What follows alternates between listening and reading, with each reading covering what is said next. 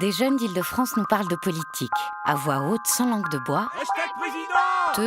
Démocratie, citoyenneté, vote, toutes les questions se posent. D'ailleurs, les politiques, ils t'écoutent ? Je pense que les hommes politiques actuels ne vivent pas dans le même monde que les citoyens français. Ils sont dans leur monde. Il y a un décalage, c'est sûr, il y a un décalage. Enfin, ils sont tous des énarques et qui sont complètement déconnectés du monde actuel. Déformés par l'exercice du pouvoir.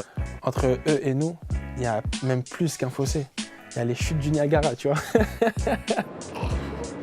Eux, ils sont plus à du 4 000, 5 000, 6 000 euros par mois. Aucun président ressemble à son peuple.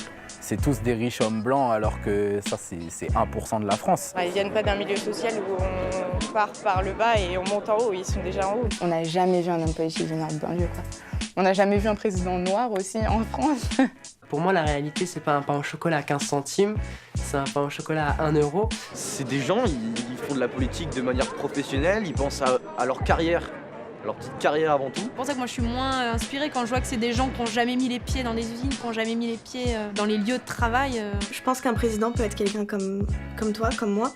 Cet été, j'ai été femme de ménage et je pensais vraiment pas être femme de ménage un jour et ça m'a vraiment ouvert l'esprit parce qu'on se rend pas compte du tout de ce que c'est, à quel point c'est dur et enfin, même psychologiquement.